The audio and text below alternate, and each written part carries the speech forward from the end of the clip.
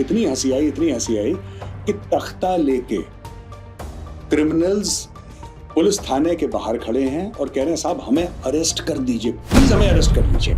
Police does not operate in vacuum. Alertness ऐसी कि DGP आप रात को 2 बजे फोन मिला, 1 घंटे दूसरी घंटी नहीं जाएगी।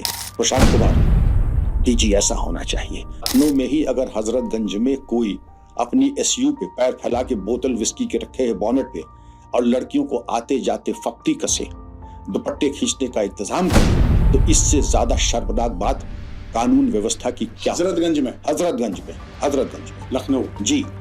अतीक जब मुख्यमंत्री की मीटिंग प्रयागराज में तत्कालीन इलाहाबाद में होती है मंच पे, अतीक अपना कुत्ता डैल्मेशियन लेके जाता है। जरा आप गूगल करके देखें, अगर मुख्यमंत्री उसके कुत्ते से हाथ मिला रहा है, आप समझ सकते हैं कि संदेश और हवा किस तरफ बह रही है। सर ये ईस्टर्न यूपी में बाहुबली कल्चर भी तो था। बिल्कुल था। आप जब याद कर ले कि बाहुबली कल्चर तो ऐसा था कि आप देख ले कि दोनों जेबों में पिस्तौलें रख करके गोल घर में लोग घूमते थे। हरिशंकर तिवारी, अब ये थे तो राजनेता, बड़े सम्मान के साथ राजनेताओं का मैं बड़ा सम्मान करता हूं, लेकिन उनके पीछे जो बाहुबली चलते थे, जो प्लॉट पसंद आ गया वो हमारी कार आपने खरीदी, आपने मान लीजिए मर्सिडीज खरीद ली, तो आपके यहाँ एक फोन आएगा, मेजर साहब बहुत बहुत मुबारक हो, हमें बड़ी खुशी हुई कि आपने मर्सिडीज ले ली और आपको बधाई देना चाहता हूं, उनका बड़ी कृपा है। कहते मिठाई खाने कब आ जाऊं? तो उनका आप जब चाहे तब तशरीफ ले, बड़ी मेहरबानी कि आपने याद किया। तो उनका मिठाई के साथ साथ जरा 1 करोड़ रुपए और रखे रहिएगा। मैं ऋषिकेश गया था लेक्चर देने, लेक्चर खत्म हुआ, जब मैं बाहर आता हूं तो जर्नलिस्ट की एक टीम खड़ी थी। मैं समझा लेक्चर बहुत अच्छा रहा होगा, तो मुझे मुबारक। आपके ऊपर कत्ल का बदला जी। यूनाइटेड नेशंस में मेरा नाम चला गया था general assembly as police adviser, बड़ी प्रतिष्ठित एक नौकरी है, 4 पैसे भी बच जाते हैं, लेकिन मेरा नाम, और उन्होंने मुझे रिलीव नहीं किया कि आप यही UP inter state border force की शोभा बढ़ाएंगे, संयुक्त राष्ट्र आप नहीं जाएंगे। वो सीआरपीएफ वाला कहता है कि साहब आईडी से मुझे डर नहीं लगता, मुझे नक्सलियों से डर नहीं लगता, मैं जान हथेली पे रख के मैं जंगल में 7 दिन जाके नक्सलियों को ठोक दूंगा। लेकिन ये जो दिल्ली पे मेरे ऊपर केस कर रहे हैं, मैं इनका क्या करूं? मैं नेशनल ह्यूमन राइट्स कमीशन जाता हूं, जस्टिस वेंकट चलैया खड़े हो जाते हैं, आइए मिस्टर विक्रम सिंह बैठिए, आपने बड़ी कृपा की, आप आए हैं, क्या लेंगे, चाय या coffee? Hello friends, I'm Gaurav Arya and you're watching Gap, the Gaurav Arya podcast. As usual, we have a very special guest today, Dr. Vikram Singh, former DGP of UP Police and now Chancellor, Noida International University. So, Jai Hind and a very warm welcome, sir. नमस्कार major Gaurav साहब, मेरी खुशकिस्मती है, I am so lucky and fortunate to be in this wonderful show with you. Thank you sir, our honour and privilege to host you sir. Thank you very much sir. मैं उत्तर प्रदेश में रह रहा हूं sir. I have been living in UP continuously since 1999, sir, ever since I left the army. And one of the things that was a black mark on UP was law and order, sir. I'll be very honest with you. Everybody said UP में invest नहीं करना, law and order का बहुत बड़ा गर्क है यहाँ पे. And I've seen those days.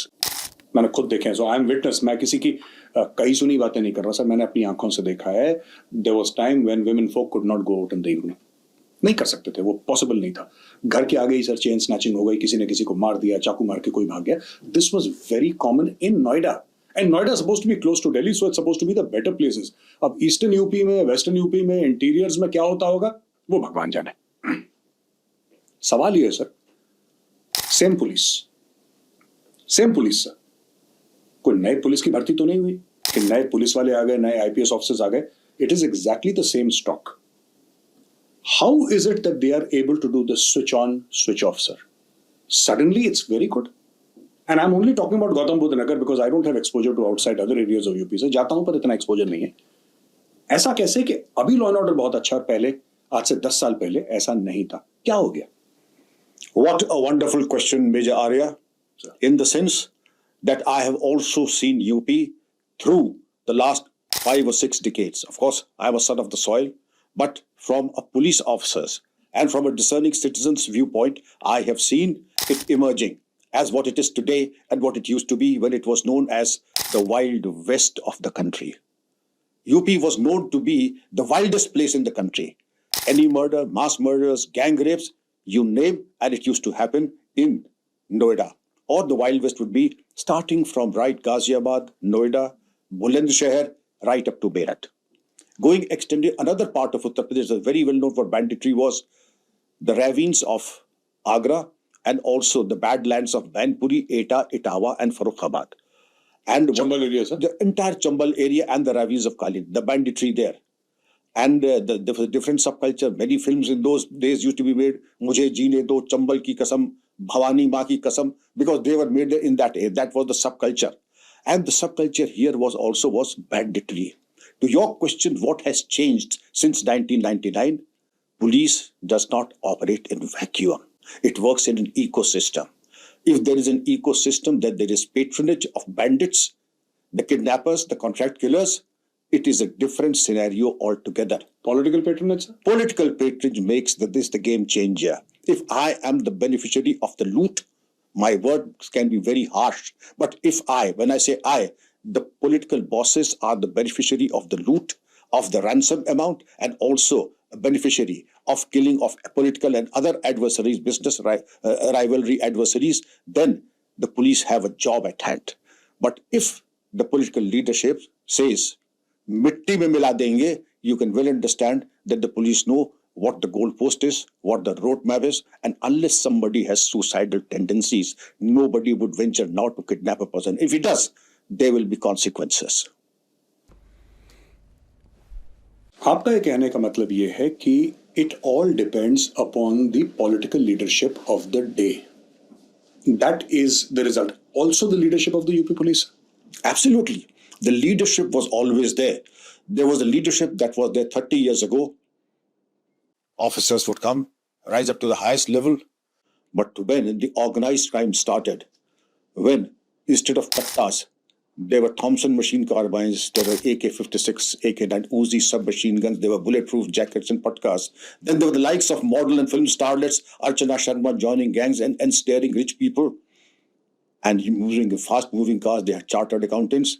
The police were totally unequal to the task. Corporate ban gaya tha, sir. Corporate सा बन गया था. Bablu Srivastav gang would go project himself as a business magnate, befriend sons of very well-to-do and families of deep pockets, get them ensnared and abduct them. Something like a corporate. But they had the services, the best weaponry. A generation ahead of what the police had, the beast of 303. I salute the 303 because I'm in love with that weapon. But 303 has its own limitation in front of automatic weapons, the Uzi submachine guns, the night vision goggles. We didn't have them, but the gangsters had them. और sir ये eastern UP में Baahubali culture भी तो था. बिल्कुल था. आप याद कर ले कि उस बाहुबली कल्चर तो ऐसा था कि आप देख ले कि दोनों जेबों में पिस्तौलें रख करके गोल घर में लोग घूमते थे. और जिनके जिनके नाम बता दे, वीरेंद्र शाही जी अब तो नहीं है, दिवंगत है. हरिशंकर तिवारी, अब ये थे तो राजनेता, बड़े सम्मान के साथ. राजनेताओं का मैं बड़ा सम्मान करता हूं, लेकिन उनके पीछे जो बाहुबली चलते थे, जो प्लॉट पसंद आ गया वो हमारा. कार आपने खरीदी, आपने मान लीजिए मर्सिडीज खरीद ली, तो आपके यहाँ एक फोन आएगा, मेजर साहब बहुत बहुत मुबारक हो, हमें बड़ी खुशी हुई कि आपने मर्सिडीज ले ली और आपको बधाई देना चाहता. उनका बड़ी कृपा है. क्या तो मिठाई खाने कब आ जाऊं? तो उनका आप जब चाहे तब तशरीफ ले, बड़ी मेहरबानी की आपने याद किया. तो उनका मिठाई के साथ साथ जरा 1 करोड़ रुपए और रखे रहिएगा. तो इसका क्या मतलब? इसका मतलब ये कि जब कोई अच्छी चीज आएगी उसमें मेरा भी हक बनता है. मैं चमन में चाहे जहां रहूं, मेरा हक है फसले बहार पे. इस चमन में कहीं भी अगर फल आएगा उस पे मेरा भी हक होगा. That is Bahubali sir. That is Bahubali. आप मर्सिडीज खरीद ले तो, प्लॉट ले ले तो, फैक्ट्री लगा ले तो, बैंक से अगर आपको लोन बड़ा मिल जाए 100 करोड़ का, तो वो अपनी चौथ सर देशमुखी वसूली करने आ ही जाएंगे. सर जिस तरीके का हम लोग फिल्मों में देखते हैं, बॉलीवुड में देखते हैं कि खुलेआम सड़क पे वो जीप के ऊपर पैर रख के गुंडागर्दी चल रही है, लोग कहते हैं, लोगों का ऐसा मानना है, पीपल थिंक दैट ये सिर्फ बॉलीवुड की मूवीज तक है, रियल लाइफ से इसका कोई लेना देना, इतना ओवर द टॉप नहीं होता. क्या कभी आपने ऐसा देखा है, इतना ओवर द टॉप जो बॉलीवुड में दिखाते हैं, कभी आपने देखा है सर? बॉलीवुड तो वास्तविक चरित्र है, जो वाकई जो जीवन में वास्तविकता है उसका दर्पण है. और लखनऊ में ही अगर हजरतगंज में कोई अपनी एसयू पे पैर फैला के बोतल विस्की के रखे है बॉनेट पे, और लड़कियों को आते जाते फक्ती कसे, दुपट्टे खींचने का इंतजाम करे, तो इससे ज्यादा शर्मनाक बात कानून व्यवस्था की क्या? हजरतगंज में लखनऊ जी. और इस तरीके की गुंडागर्दी लखनऊ ने भी देखी है। और अतीक का मैं बता दूं, पुलिसकर्मी अगर जाते हैं तो पुलिसकर्मी को बंधक बना लेता है। तत्कालीन पॉलिटिकल लीडरशिप कहती तुम्हें हमारी कसम अतीक भाई छोड़ दो, तो एक आदमी की, एक कांस्टेबल की वो बिल्कुल खाल उतार लेता है, जैसे मटन की दुकान पे बकरा टंगा रहता है उसका कारकेस, उस तरीके से लोथड़ा भरा करके कांस्टेबल की लाश को फेंक दिया और कहा जाके उठा लो, एक लाश है, और आइंदा किसी ने अगर दुस्साहस किया, हिमाकत की यहां आने की, तो उसका भी वही किया जाएगा। पर ऐसा क्यों सर? ऐसा ये पॉलिटिकल पार्टीज या चीफ मिनिस्टर्स, ये तो बड़े, chief minister is the constitutional head of state sir. Chief minister को छोटा आदमी नहीं, सबसे बड़ा आदमी होता है स्टेट का, यानी कि वेदर इट्स अ मेल और female, it is the biggest person in the state. Chief minister Atiq जैसे 2 टके के गुंडे के सामने घुटने टेक दे। अतीक जब मुख्यमंत्री की मीटिंग प्रयागराज में तत्कालीन इलाहाबाद में होती है मंच पे, अतीक अपना कुत्ता डैल्मेशियन लेके जाता है। जरा आप गूगल करके देखें, अगर मुख्यमंत्री उसके कुत्ते से हाथ मिला रहा है, आप समझ सकते हैं कि संदेश और हवा किस तरफ बह रही है। अगर पुलिस वाले को अपनी नौकरी प्यारी है तो शायद उन्हें देगा, और जिसमें जुनून है और जो अपने वर्दी और अपनी आन बान मर मिटने को तैयार है, शायद वो प्रयागराज रह नहीं पाएगा, क्योंकि वहां वही रहेगा जिसको अतीक भाई चाहेंगे, अन्यथा नहीं रहेगा। संजनपुर आजमगढ़ में क्या हुआ? आपका बाटला हाउस एनकाउंटर हुआ, जो पाकिस्तान के ट्रेन टेररिस्ट थे वो वहां पर मारे गए, और संजरपुर में जाकर के लोग तीर्थ यात्रा बना दी। लोगों के आंसू नहीं थम रहे थे कि बेचारे बेगुनाह गरीब नौजवान कत्ल कर दिए दिल्ली पुलिस ने। अगर ये एटमॉस्फेयर रहेगा तो संजरपुर को तीर्थ यात्रा आपने बना दिया। एक मोहतरमा के आंसू नहीं रुक रहे थे, अरे साहब वो फोटो हमें मत दिखाइए। ये हवा पॉलिटिकल किस तरफ बह रही, और किसको किसको आप कवर फायर देंगे। राष्ट्र विरोधी तत्व भी अगर आपके लिए परम पूज्य आरती का थाल लेके आप देंगे, बाकी सब कर्म तो आपने कर ही लिए, सबकी लाइन लग गई जो बड़े बड़े शीर्ष नेता थे। तो आप ये देख लीजिए, आप क्या देख रहे हैं? आप कानून व्यवस्था सुधारना चाहते हैं? अगर आप सुधारना चाहते तो आप कहते थे हम इनको मिट्टी में मिला देंगे, अगले दिन मामला सुधर जाता। लेकिन नहीं, आपने संजरपुर को भी तीर्थ यात्रा बनाया और संदेश दिया। आपने अगर यहां देखने की कोशिश की तो आप मिट्टी में मिल जाएंगे, यानी पुलिसकर्मी। और अगर आपने यहां पर भी देखा तो आप भी मिट्टी में मिलेंगे। और मैं आपके सामने बैठा हूं, मेरे ऊपर कत्ल का मुकदमा लिखा, 3 साल रिटायरमेंट के बाद लेना 1 न देना 2। मैं ऋषिकेश गया था लेक्चर देने, लेक्चर खत्म हुआ, जब मैं बाहर आता हूं तो जर्नलिस्ट की एक टीम खड़ी थी। मैं समझा लेक्चर बहुत अच्छा रहा होगा, तो मुझे मुबारकबाद। आपके ऊपर कत्ल का मुकदमा? जी। तो जर्नलिस्ट ने कहा कि नहीं साहब, हम आपको मुबारकबाद देने थोड़ी आए हैं, आपके ऊपर हत्या का मुकदमा लिख गया है। वहां बाराबंकी में हुआ क्या कि उनका एक इंडियन मुजाहिदीन का चरमपंथी था, वो मर गया, तो उसके परिवार ने कहा कि आप ब्रिजलाल सिटिंग डीजीपी, एसटीएफ के 40 कमांडोज के ऊपर हत्या का मुकदमा। हाँ, जब मैं डीजीपी था गिरफ्तार किया था इनका विक्रम सिंह ने, तब इसको इतना मारा था कि ये अब मर गया। तो उसके तार 3 साल बाद, एक हमने कहा बराक ओबामा है, वो वॉशिंगटन से बैठे बटन दबाते हैं तो ड्रोन जाकर के 600 किलोमीटर दूर जाकर के मर्डर कर देता है। और एक विक्रम सिंह रिटायर्ड डीजीपी ऋषिकेश से बैठे बैठे, तारिक कासमी शायद नाम था, बटन दबाता है तो उसका वो तो लू से मरा, मर्डर लिख गया। आपने मनोबल गिराने के लिए आपने हिम्मत कैसे की तारिक कासमी की तरफ, इंडियन मुजाहिदीन की तरफ आंख उठा के देखने की? आप समझ रहे संदेश किधर जा रहा है? मैं बिल्कुल समझ रहा हूं सर। मेरे मन में एक बात आई सर, जैसे कोई ईमानदार, कुछ जैसे पुलिस में होंगे जो कॉम्प्रोमाइज कर भी लेते होंगे, क्योंकि जब वजन बहुत है, प्रेशर बहुत ज्यादा है, तो सर लोहा मुड़ जाता है, इंसान की क्या बिसात है। Then there are police officers who are upright and who say that we don't care. जो सर पे कफन बांध के चलते हैं, कह रहे हैं मौत आएगी बाद में देख लेंगे, बट आई विल नॉट बाउ डाउन। क्या उनको ह्यूमिलेशन नहीं फील होता होगा सर? क्यों नहीं होता है? वर्दी पहनी हमारा एक ही चीज पे एकाधिकार है, राष्ट्रपति के यहां से जो मेरा पे चेक आता है 1 तारीख को, उसके अलावा हमारा किसी पे अधिकार नहीं है। मैं हर यंग ऑफिसर को, चाहे आईपीएस का हो आईएएस को, मैं ये कहता हूं, though my head be bleeding it will be unbowed. आपको समझौता ना करें, क्योंकि ये आपको सिर्फ एक पोस्टिंग दे सकते हैं, इज्जत आपको आपका काम और आपका कैरेक्टर देगा। अब बताइए,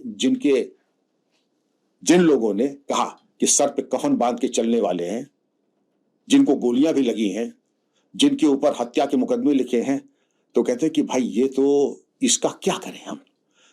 तो ये कहेंगे मेजर गौरव साहब आप बड़े शूरवीर हैं, प्रदेश को नाज है आप ऐसे जाबाज अधिकारियों का, और आपने नौकरी थोड़ी की है, आपने तपस्या की है, अब कुछ देर विश्राम कर लें। तो आपके लिए एक ऐसी जगह ढूंढी जाएगी जहां आपको पुलिस या पुलिस रिलेटेड कोई मैटर ना हो, जैसे मेरे लिए भी एक जगह ढूंढी। वही मैं कह रहा, आपको ये तपस्या की बधाई दी गई सर? हाँ बिल्कुल दी हुई। गई। अब 4 साल मैंने तपस्या की है, और कई एक चरण में 4 साल। आप कहाँ थे और कहाँ भेज दिया गया? मैं था ADG law and order Uttar Pradesh, जो कि सारा लॉ एंड ऑर्डर देखता है जी। उसके बाद एक पोस्ट होती है Uttar Pradesh inter state border force, नाम बड़ा यूपी ISPF, जो कि मध्य प्रदेश, नेपाल और आसपास के बॉर्डर को देखेगी। काम आपका 0/0, काम आपके पास कुछ नहीं, बजट आपके पास कुछ नहीं, और आप 10 बजे दफ्तर जाइए, शाम को 6 बजे बैठिए, एक कागज एक फाइल कुछ नहीं। आज सफाई कर्मी की तनख्वाह देनी है, और आज जो है अखबार का बिल अदा करना है, आज टीवी खराब हो गया है उसकी मरम्मत के टेंडर मंगाने हैं। इसके अलावा एडीजी साहब कल तक जब आप गैंग चार्ट्स बनवाते थे, टेक्नोलॉजी देखते थे, कैसे इलेक्ट्रॉनिक सर्विलेंस होगी, कौन सा अच्छा सॉफ्टवेयर आएगा, जो आप वो सब देखते थे, आज आपका काम टीवी की मरम्मत से लेकर के सफाई कर्मियों की पे स्केल और उसके रिविजन्स पे ही समाप्त हो जाती है।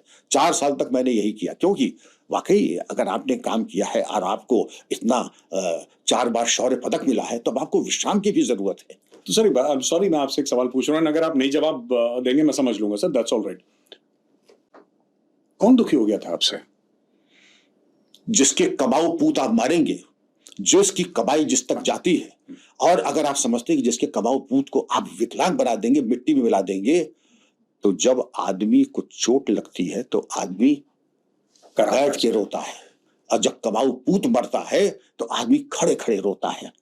तो आपने तो दरअसल उनकी आर्थिक साम्राज्य को भी तहस नहस कर दिया, आपने उनके कमाऊ पूतों को नेस्तनाबूद कर दिया। अब जब कमाऊ पूतों को नेस्तनाबूद कर देंगे तो उनको भी जब अवसर मिलेगा तो भी तो कहेंगे आए जिसका बैरी सुख से सोबे उसके जीवन को धिक्कार।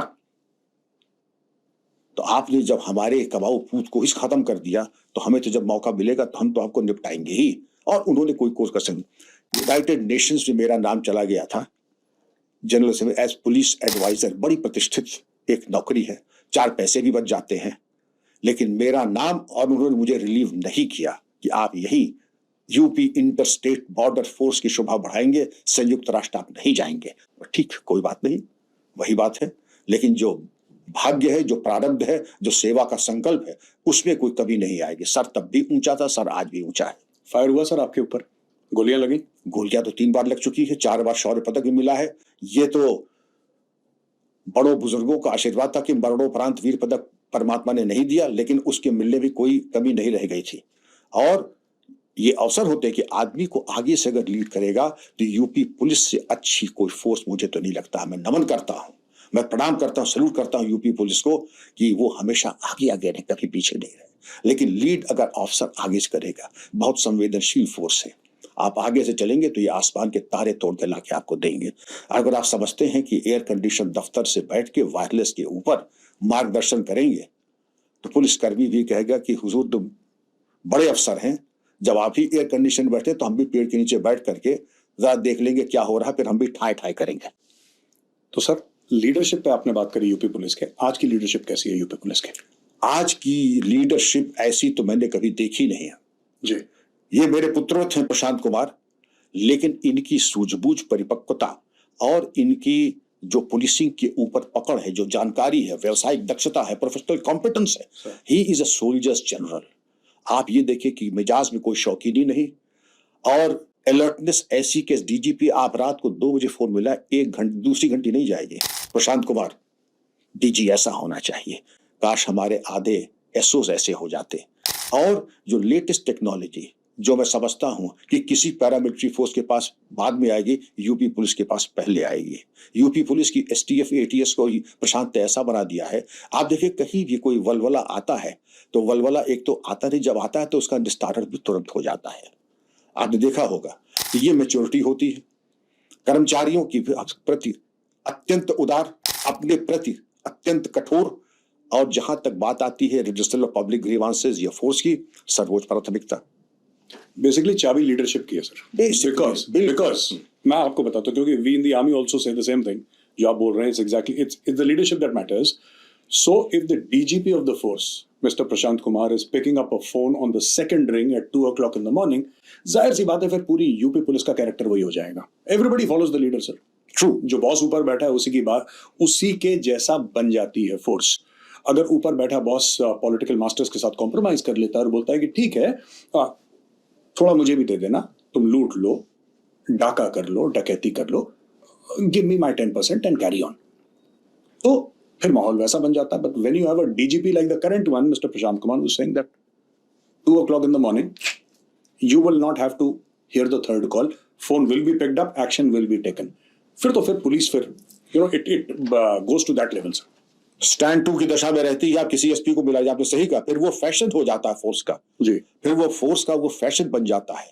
ही is cultured, soft spoken, but absolutely as hard as nails. The soft exterior should not be mistaken for weakness और any kind of infirmity. The tough interior is very like an iron fist covered by a velvet glove. Exactly, that is the example that I was going to give, sir. Steel fist, velvet gloves. Absolutely. अंदर steel है, ऊपर velvet. बिल्कुल बिल्कुल. आम लोगों के लिए velvet है, सर. जो नागरिक हैं उनके लिए वेलवेट है. जो सो कॉल्ड बाहुबली हैं, जब बाहुबली सामने आते हैं, then the velvet glove comes off and then it's a steel fist. फिर जिसको जो देखना है देखे. यहाँ पे तो मेरठ में मैं देख रहा था, सर, मुझे इतनी हंसी आई, बिकॉज अब इतने साल से यूपी में रह रहा हूं, मुझे इतनी हंसी आई कि तख्ता लेके क्रिमिनल्स पुलिस थाने के बाहर खड़े हैं और कह रहे हैं साहब हमें अरेस्ट कर दीजिए, प्लीज हमें अरेस्ट कर लीजिए. ये खौफ कहां से जनरेट हो गया, सर? पहले जब मैं नोएडा में आया था तब वो लोग घूमते थे दंदनाते हुए खुली जीपों में, जो क्रिमिनल्स थे, या फिर बाइक बॉन्ड assailants who would stab, who would kill, who would chain snatch, mobile phone. मेरे ऊपर अटैक हुआ, सर, नोएडा में. मेरा मोबाइल फोन छीनने की कोशिश करी यहाँ पे. When you come from that GIP वाला जो वो है उधर, सर, उधर मेरे साथ हुआ वहां पे नोएडा में. एंड मेरे ऊपर अटैक हुआ था, बहुत पहले की बात है, sir, may be 15 years back, sir. लेकिन मैं एक बात ये कहना चाह रहा हूं, सर, कि यूपी पुलिस ने कुछ कदम लिए कि अब सिचुएशन जो है, मैं ये नहीं कह रहा कि आज की तारीख में सिचुएशन परफेक्ट है, लेकिन मैं ये मानता हूं as a person who has seen it first hand कि जमीन आसमान का फर्क है. ये मैं मानता हूं, sir. This much I will grant the UP police as a common citizen. आपने बोला कि नए नए हथियार आए, नई नई ट्रेनिंग आई, आपने एसटीएफ का नाम लिया. एसटीएफ करती क्या है, सर? बहुत अच्छा सवाल. 1995 के आसपास लखनऊ हजरतगंज चौराहे के पास फिर हम आ गए हैं. राजभवन पे दिन दहाड़े 4-5 मर्डर्स हो जाते हैं. श्री प्रकाश शुक्ला का गैंग आ जाता है जो सबको मनमाने तरीके से कहता है कल्याण सिंह की हत्या कर दूंगा मैं, और रोज मनमाने तरीके से लोग को ये फिरौती 2 करोड़, 1 करोड़, 5 करोड़. पुलिस के पास क्या था? स्मिथ एंड वेसन 45 bore, Colts second world war vintage, wireless sets और द गुड ओल्ड 303s. इनके पास क्या था? ये AK-47 लेके चलते थे, नाइट विजन डिवाइसेस लेके चलते थे, CLO गाड़ी लेके चलते थे, पीछे नोटों की गड्डी लेके देते. किसी तरह का कोई क्रंच नहीं था इनके पास. We were totally unequal to the task. तो एसटीएफ का गठन किया गया. अजय राज शर्मा साहब ADG लॉ एंड ऑर्डर थे. कल्याण जो बाद में, सर, दिल्ली पुलिस के CP बने थे. अच्छा sir. I was the first IG and I was IG for STF for 4 years. अब मैंने क्या क्या किया इसके लिए, जा करके कहाँ भी मिल गया, कौन सा सॉफ्टवेयर मिल जाए कि इलेक्ट्रॉनिक सर्वेलेंस कर लेंगे, क्या टेक्नोलॉजी इनपुट्स हो सकती है, किस तरीके से हम इंटरसेप्शन कर सकते हैं, उसके ऊपर हम ज्यादा प्रकाश नहीं डालेंगे. लेकिन we outsource every software jamming devices that was there, that was available in Europe. We had it also and we got in secret. Then they dropped like 90s because they did not know what hit them. Shri Prakash Shukla, Unnao के 2 gangsters, Lucknow के 3 gangsters, Meerut के gangsters, हर में. फिर UP police की STF ये हो गई कि खादिम शूस कलकत्ता में एनकाउंटर हुए, गुजरात में एनकाउंटर हुए, महाराष्ट्र में, जबकि लोग हम अपने घर में मारे जा रहे थे, अब हम बाहर जा करके मारने लगे. और ये हो गया था कि मैंने 6 स्टेट्स में STF क्रिएट की, स्पेशल टास्क फोर्स. एक चीज थी, we are lean and mean. It never exceeded the figure of 100 ever. And the basic qualification to join the STF that you should have a clean record and you should be passionate about controlling crime. You should be passionate, you should be devoted, because there is no incentive that a police station will give you, that the police force will give you. No such incentives here. But yes, the only incentive was that the reward that the profession will give you, that satisfaction that you have served society and got a gangster, that will be readily available. बस और कुछ, और 99 से ऊपर कभी गए नहीं, paper work कभी किया नहीं. एसएसपी चीफ ने कहा कि सर 5 लाख चाहिए, उनका एसएसए ले जाओ. उनका सर दिल्ली जाना है, नथिंग ऑन पेपर, जाओ. सर इंटेलिजेंस ये है, एनक्रिप्टेड कन्वर्सेशन, जाओ. कोई पेपर वर्क नहीं, कोई फाइल नहीं, कोई कुछ नहीं, बस सब हो गया. और मजे की बात, जो इन्वेस्टिगेशन एसटीएफ ने कर दिया, 90% conviction. 90% conviction. Court of law. In the court of law. जो कर दिया, क्योंकि प्रोफेशनल होता है बिल्कुल. कोई not a single case of human rights violation against GST because they're totally scientific. जबकि थाने में क्या कहते हैं? थाने में कहते हैं रात हो जाने दो, जब थोड़ी जनता कम हो जाए, जब तुम्हारी चीखें कहीं तक गुल जाएंगी, और जब हम तुम्हारी सेवा करेंगे, तुम्हारी हड्डी टूटने की चरबराहट तुम्हारे ससुराल और तुम्हारे घर जाएगी, तब इन्वेस्टिगेशन शुरू होगा. तुम तो कह ही देगा भाई, आप जो भी क्राइम खुलवाना चाहें, हाँ तुमने ये कत्ल किया है कि हजूर हमने ये भी किया है, हमने साहब वो भी किया है, हमने साहब कैनेडी को भी मारा है, हमने महात्मा गांधी को, और जो कहो, क्योंकि वो फिर लाइन दूसरी बदल जाती है. जब लाइन बदल गई तो अब फिर कोर्ट में जाकर के बिल्कुल फ्लैट, कन्विक्शन रेट आपका 5%. जो भूला भटका कोई कोर्ट में कहते हैं हाँ साहब मैं ही मुलजिम हूं, वरना एक कन्विक्शन तो बड़ा मुश्किल हो जाता है. आज की तारीख में I am happy that you raised this point. Today Prashant has not only ensured good law and order but good prosecution. You'll be happy to know that Vijay Mishra, the Bahubali, Dr. Singh of Mirzapur and Bhadohi, इन सबके conviction court से हुए हैं. बड़े बड़े बाहुबलियों के conviction court से, क्योंकि prosecution has been taken to a different level. मैं आपको एडमिट करूं, मैं भी अपने को काफी ठीक ठाक डीजी मानता था, लेकिन इसकी तरफ मैंने कभी ध्यान नहीं दिया कि भाई ये चलो छोड़ो, हम basic robust law and order, arrest and other cosmetic changes में ले आऊंगा. This is the first time that some DG has given due importance to prosecution, and we'll be happy to know that the conviction rate has gone up, and all the Bahubalis, Vijay Mishra, who survived only on the basis of court craft, कि आप हमें सजा कर दीजिए, मैं अगले दिन बाहर आ जाऊंगा, नहीं हो पाई. उसकी प्रॉपर्टी भी अटैच हो गई और आज भी जेल में सड़ रहे हैं.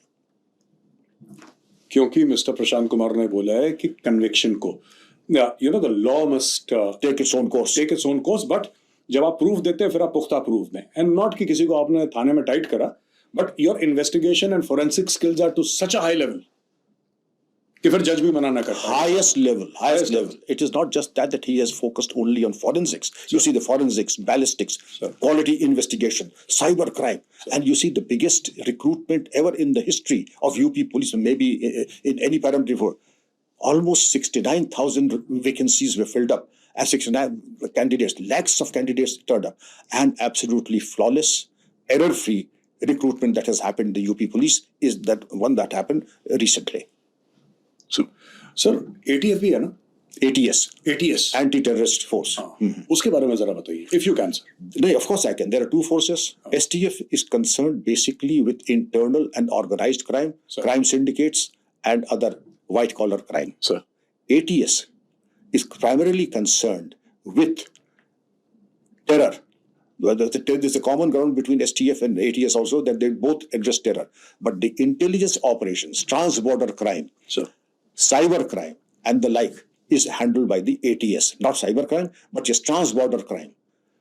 Anti-national elements, Al-Qaeda operations, ISIS, Hizbul Mujahideen, Kashmir terrorism, that's all handled by the ATS. But we have a common ADG law and order who handles both these outfits. But there are different IGs handling these two outfits. Asim Arun was in this anti-terrorist thing, no? ATS, yes. He was there. Yes. Now, of course, he's in politics. So as you've taken the name of Asim Arun represents the new brand of police officers.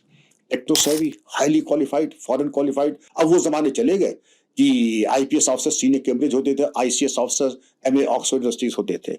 आज के IPS officers like Asim Arun are Canada graduates, Oxford graduates, IIT pass outs, IIM pass outs. You give them any task and they will be better than anybody in the multinational. Men and women of the highest educational caliber are now the pride of the IPS. Asim Arun was with me in St. Stephen's, sir. Okay. We were together in St. Stephen's College, and his father was also DGP UP.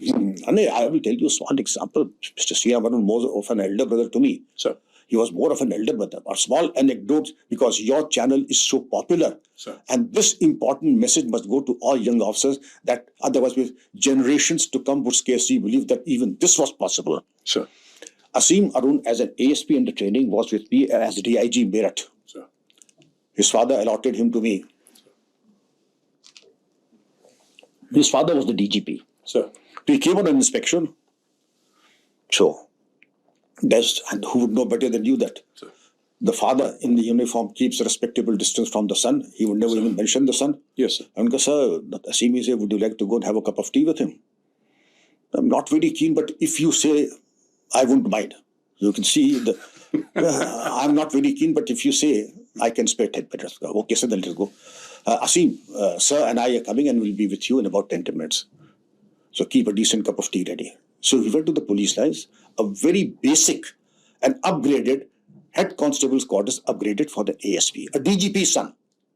That was the modest dwelling that he had, a bachelor at that point of time.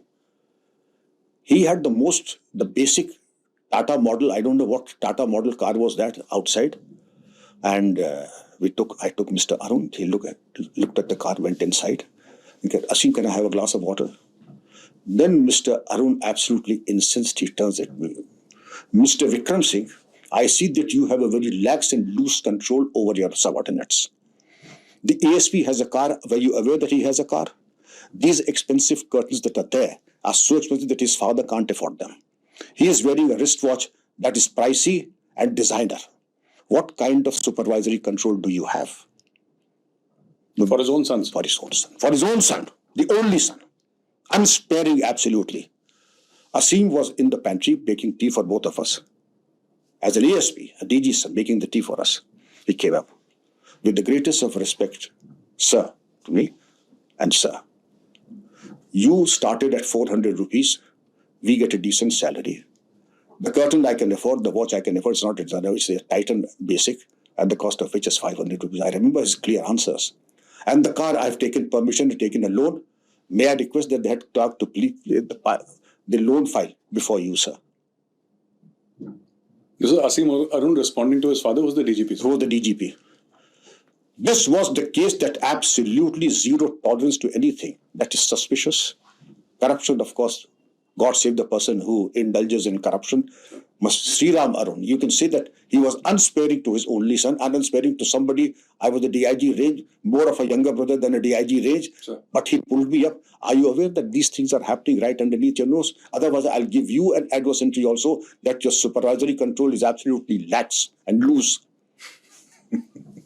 So this is the anecdote for young officers. That is the level of control you should have. Even in college, he was very straightforward. Asim, very, very straightforward guy, very focused. Education, he was straight and narrow type guy. So, Asim. So I would like to ask you about the new gangs that are operating in UP now. Because of the political dispensation and because of the leadership of UP police, they've been hammered into the ground. Many of them have left UP, sir. Some of them are in Nepal, some of them Australia. Australia. Badan Singh Baddo is in Australia, some in Nepal, and totally dormant. Sir.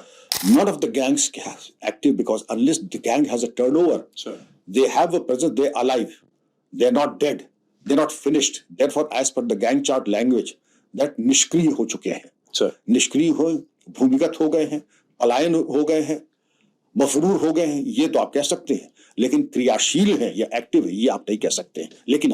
लेकिन उनको कैसे आप ला सकते हैं, कैसे उनके बारे में, क्योंकि जो कहावत है कि as you would say in the army, to chop the head of the cobra. Sir. Unless the cobra's head is chopped off, you should not rest in peace ever.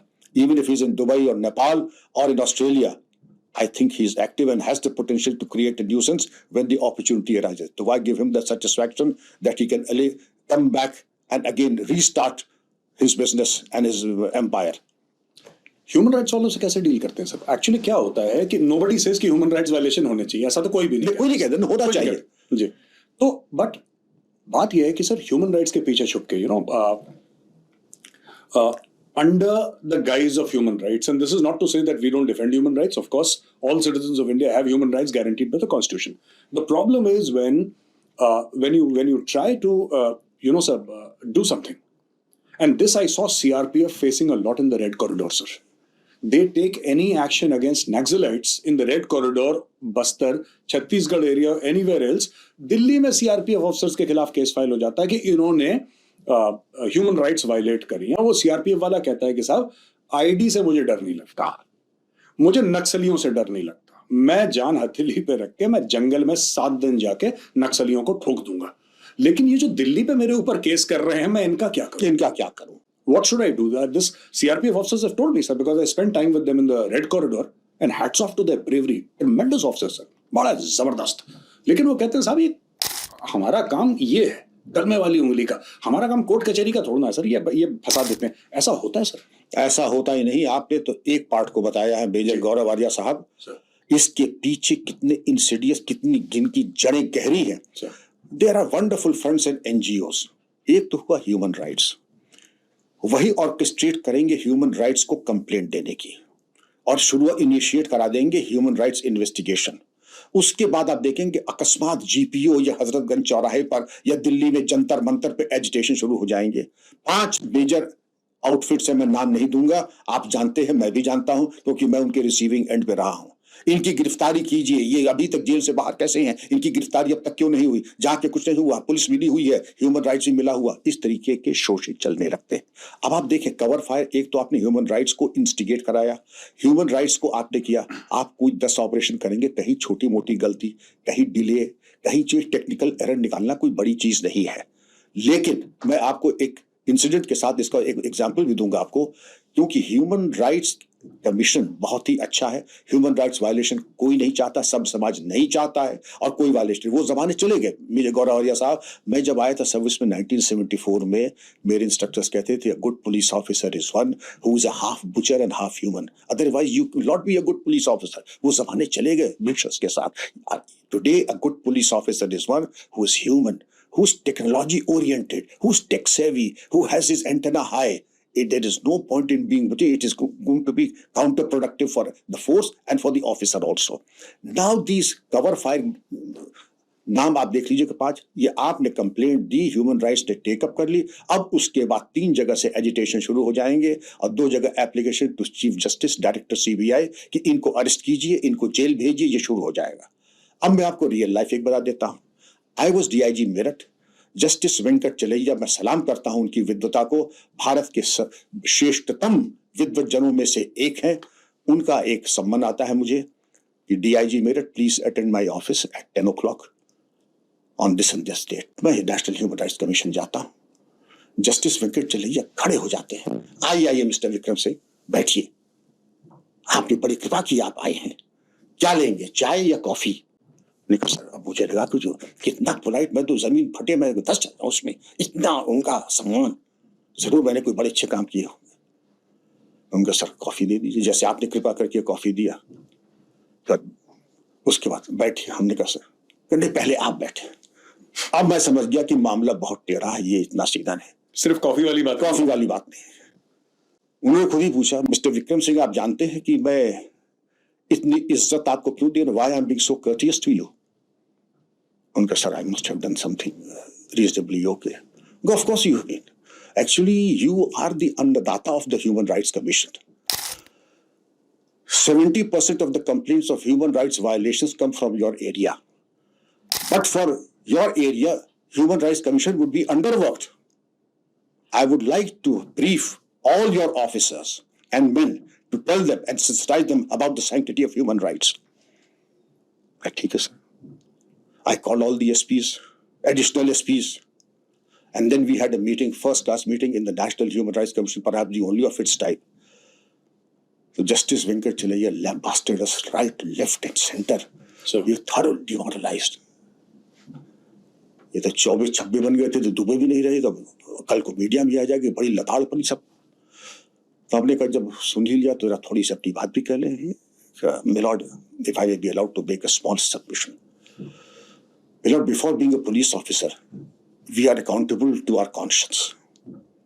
We are accountable to our parents.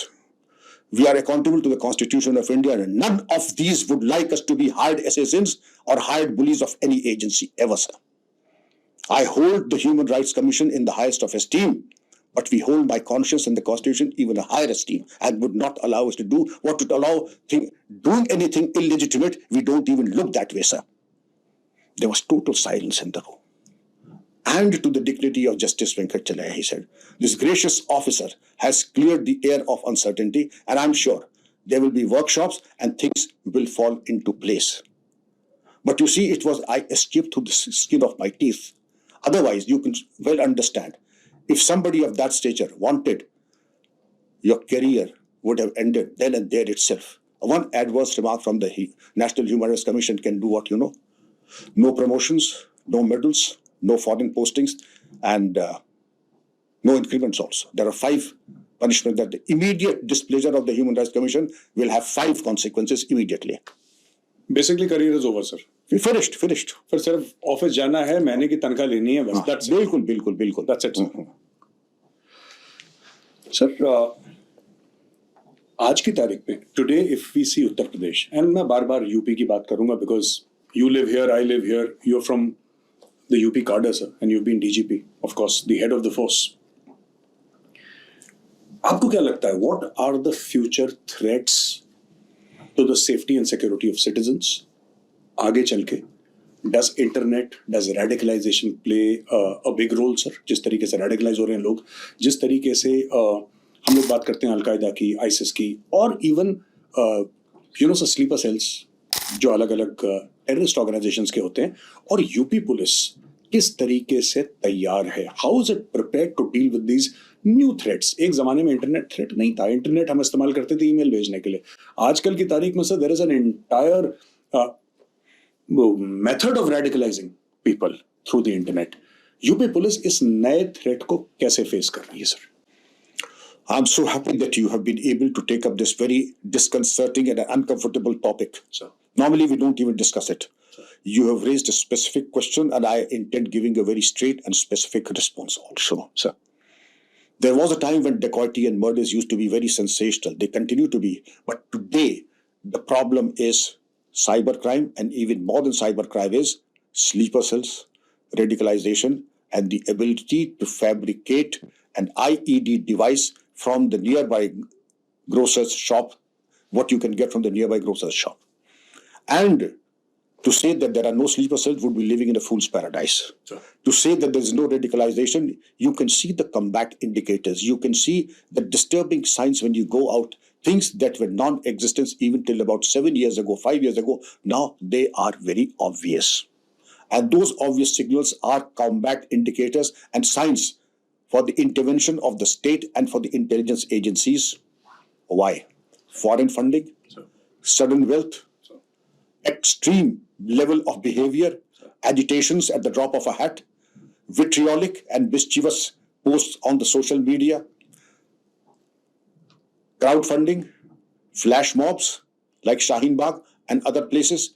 These are a cause of concern. And in the same order, crowdfunding, flash mobs, radicalization, and also cybercrime. Cybercrime and these are closely intertwined.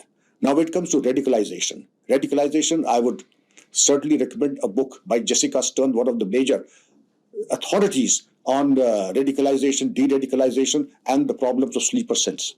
What are sleeper cells? You have ijtimas, you have congregations, but when the ijtimas, when the congregations, Ahle Hadith, when they graduate and they go on a tangent, then the creation of a sleeper cell is perfectly doable. And the ISI plays a very critical role. I have very many wonderful patriotic Muslim friends, just as you would be having. And they come and confide before me, and I salute their valor and patriotism. He said, Uncle, I had gone to, they're like my sons, I had gone to Pakistan, and I would like to share with you that after the wedding was over, in the family wedding, and after the wedding was over, I was called for a cup of tea by one of the guests. Then he said that actually I'm part of the Pakistan intelligence agency. What are you doing? I'm in business. What are you making? I inflated the amount of money. I'm making about 50 crores a year. Okay, we'll give you 75 crores a year. You have to do nothing. Just play ball with us. You see, the enemy is not at the gates. The enemy is very much inside the gates. And therefore, this problem will not be handled by the police alone. The entire might of the state will have to come together to give a befitting reply. It is all of government approach, sir. In totality. But if ISI is handling them, what can the UP police do? It's a good thing that my nephew came and told me. And I, of course, reported the matter to my DG intelligence and the DGP, and of course they've taken cognizance of the fact. But if there is one case or two cases that I know, there must be dozens others who may have gone unnoticed. Yeah, I'm very sure, sir. This is, and the UP police is trying to build up capabilities, sir. In the sense that the capability is such that the network of intelligence, both the ground level intelligence, you may recall that it is not that the tech intelligence will give you deliver the result. The tech intelligence takes you to a different level, but the success at the end of the day is from ground intelligence. You got to Osama bin Laden not by technical intelligence, but by ground intelligence. जिसको कहते हैं police में कहते हैं अगर नब्ज आपके पास है, आपका कुछ नहीं होने वाला है। लेकिन आपने जो है डिसइंफॉर्मेशन आपको नेट पे फैले, ये भी बड़े स्मार्ट हो गए हैं। इनके ऐसे ऐसे एप्स बन गए कस्टमाइज। इनकी थोराया मोबाइल कंपनी जो पाकिस्तान ने बनाई है सिर्फ इन्हीं के लिए बनाई है कि आप वो करें। इन्होंने एप्स डिजाइन के लिए जैसे हमारा टोटली एनक्रिप्टेड कम्युनिकेशन होता रहे, तो अब उसको अंडू करने के लिए कि नब्ज रखिए आप ऐसे इन्फॉर्मेशन। हम पढ़ रहे थे चार्ज नोट्स पुराने जमाने के अंग्रेजों के स्पीच के, उन्होंने कहा था कि हर फ्राइडे प्रेयर में हमारे आदमी मुस्लिम कांस्टेबल्स रहेंगे, नमाज पढ़ेंगे और जो खुतबा क्या दिया है आके डायरेक्टली हमें बताएंगे। If this was possible in 1932 we can do it even today. बस सिर्फ इसलिए नमाज बड़ी पवित्र चीज है, हम बड़ी इज्जत करते हैं, लेकिन कहाँ क्या हो रहा है ये जानने की हमें जरूरत है। हर जगह जहाँ क्या चीज हो रही है, we need to know what's happening where. Sir मेरा आखिरी सवाल आपसे ये रहेगा कि यूपी पुलिस जिस तरीके से अभी चल रही, sir UP is a state, लोग कहते हैं, मैंने तो चेक नहीं करा, लेकिन lot of people say that if UP was a country it would be the 7th largest country in the world, 5th largest in terms of population. It's massive. UP has a population more than Pakistan, sir. इतना बड़ा है। ये कैसे possible है sir कि UP police, आप देखिए sir, एक तरफ बुंदेलखंड है, एक तरफ ईस्टर्न यूपी है सर, बलिया, एक तरफ ये वेस्टर्न यूपी है, एक तरफ वो कानपुर, इलाहाबाद, लखनऊ को बेल्ट है। This is my last question to you, because I often try to understand that if UP was a country, it would be the 5th largest country in the world in terms of population. ये पूरी complex law and order की machinery ये चलती कैसे? I know sir, this is a question that it might take 5 hours to answer this, because this is not a yes and no question. ये बड़ा comprehensive है, और अगर आप 2-3 मिनट में हमें बताएं सर, ये चलता कैसे, स्ट्रक्चर क्या है यूपी पुलिस का, ये चलाते कैसे हैं? 22 करोड़ 23 करोड़ पता नहीं कितने लोग हैं, 25 करोड़ लोगों का लॉ एंड ऑर्डर देखना सर। मैं तो I can not imagine at the state level sir. You know the DM used to be LY Suhas, वो पैरालंपिक में गोल्ड मेडलिस्ट है, अभी गोल्ड मेडलिस्ट मेडल मिला है उसको बैडमिंटन में। Yes sir. So I was sitting with him and having a cup of coffee, and during one of my interactions with him I just asked him कि मैंने बोला सुहास जी आप करते कैसे हैं? No, he is a very humble sort of a person, ज्यादा कुछ बोलते नहीं है, बट सर गौतम बुद्ध नगर की खुद की पॉपुलेशन इतनी ज्यादा है, it becomes so you know chaotic at times, there are people, and ये फिर भी शहर वाला एरिया है सर, दिल्ली के बगल में है। आप दिल्ली से नोएडा में जाएं, आपको नहीं पता लगता आप दिल्ली में है कि नोएडा में, because it is the same infrastructure, the same everything, it looks like Delhi, it feels like Delhi. But आप चले जाइए सर सुल्तानपुर, आप चले जाइए मिर्जापुर, आप चले जाइए वाराणसी, या आप चले जाइए गोरखपुर, ईस्टर्न यूपी, या फिर आप बुंदेलखंड साइड में चले जाइए सर, कैसे यूपी पुलिस मैनेज करती है? स्ट्रक्चर क्या बनाया है सर? मैं आपके सवालों को कितनी जबरदस्त पकड़ है आपकी लॉ एंड ऑर्डर पे। ये सही है कि उत्तर प्रदेश अगर देश होता तो संसार का 5वां सबसे बड़ा देश होता, 25 करोड़। लेकिन उत्तर प्रदेश पुलिस भी विश्व की सबसे बड़ी पुलिस बल है, 3.5 लाख प्लस है, तो सिविल पुलिस में इससे बड़ी पुलिस फोर्स कोई भी नहीं है। इतनी पुरानी भी कोई नहीं है, 1861 से। हम लोग यूपी पुलिस को कहते हैं कि साहब ये एम्बेसडर गाड़ी की तरह है, ये चलेगी धीमे धीमे लेकिन पहुंचा देगी आपको कभी धोखा नहीं देगी कि सब आज ये फेल हो गया, वो हो गया, आज आईसी जल गया और आज ये चिप खराब हो गई, ये पहुंचा जरूर देगी। आज तक महाकुंभ हो, कुंज भी हो, अलकायदा को भी निपटा दिया आपने। सहारनपुर में वो हुआ था, मैं जब डीआईजी मेरठ था तो सैयद मोहम्मद उमर शेख जो 4 ब्रिटिश नागरिक और 2 को लाके बंधक बनाया था, ध्रुवलाल इंस्पेक्टर और 2 सिपाही मारे गए थे, शहीद हुए थे, लेकिन ये पकड़े भी गए थे। ये बात दूसरी कि कंधार हाईजैकिंग जो क्या नाम है, उस हाईजैकिंग के बदले में सैयद मोहम्मद उमर जो नंबर 2 अलकायदा का था उसको यूपी पुलिस ने ही पकड़ा था। इसी तरह जो जितने भी तुर्रम खां हैं वो आए, पकड़ा यूपी पुलिस ने, क्योंकि बिल्कुल slow and steady wins the race. ये बहुत ही सेल्फ एफेसिंग और लो की पे काम करते हैं, लेकिन इनकी जो सिस्टम्स है, इंटेलिजेंस क्या है, अब मुझे याद नहीं आ रहा है कि देवा कोई मिस्टर हैरिसन थे डीजीपी का, you should be like a spider and a spiders web, anything that happens in the web cannot go unnoticed because the spider has a network in his web that it will come to his notice at the moment in real time. और वो UP police की सलाहियत है कि real time उसको मालूम पड़ जाता है। आज अलकायदा वाला भी इसीलिए थम गया। सहारनपुर ने कहा कि कुछ लोग भैंस की चेन से बंधे पड़े हुए हैं, भैंस की चेन से बंधे पड़े, बस इतना काफी था। यूपी चेन से भाई कुछ गोरे लोग बंधे, इतना काफी था, और जाकर के वो निपटा दिए गए। इसी तरीके से अब आपकी बातों में आपने सही कहा, 5-6 घंटे लगाए, लेकिन आपको एक लाइन में समझा देता है, ये न कसीदों से चलती है और न चलती है दोहे से। ये है इंतजामिया यूपी पुलिस की, ये चलती है लोहे से। वाह सर बहुत ही शानदार सर। हमसे बात करने का बहुत बहुत धन्यवाद सर।